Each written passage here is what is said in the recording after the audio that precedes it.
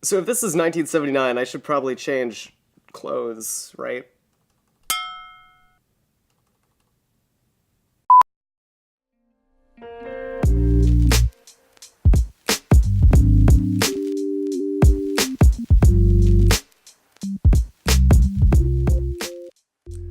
"1969 was an incredibly dense year for news, with the Vietnam War, Cold War, and space race happening at the same time, so Medill students like me had plenty to read.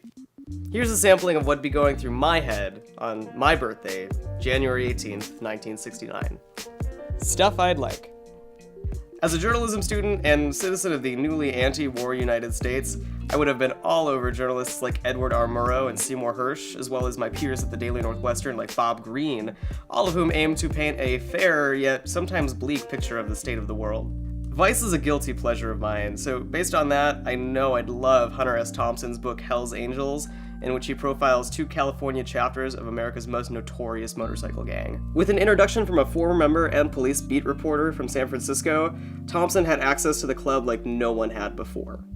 He said of the club in his precursor article to the book, "Their claim that they don't start trouble is probably true more often than not, but their idea of provocation is dangerously broad, and their biggest problem is that nobody else seems to understand it."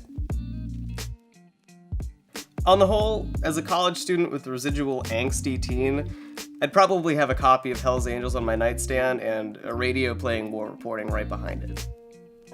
Paying for stuff.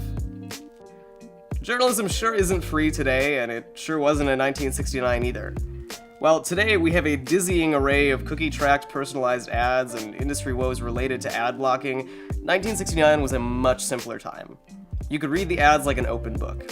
The Daily today likely wouldn't run an ad for a liquor store, but advertisers at the time knew exactly what was near and dear to the hearts of college students: pizza and beer. As an eternally sick college student, I'd be incredibly susceptible to the classic VIX ads that ran on NBC Nightly News. Though cable TV existed at the time, it wasn't really monetized until the 1970s, so revenue was mainly ad-based. The Daily was free at the time too, so it had only clever ads to support itself.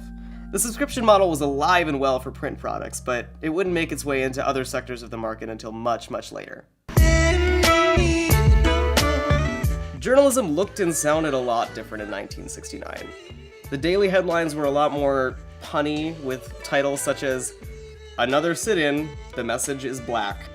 Time magazine maintained its serious without being dull tone in its long-form pieces, but I tended to find a lot more wire servicey snippets in the archives than I tend to see in print today.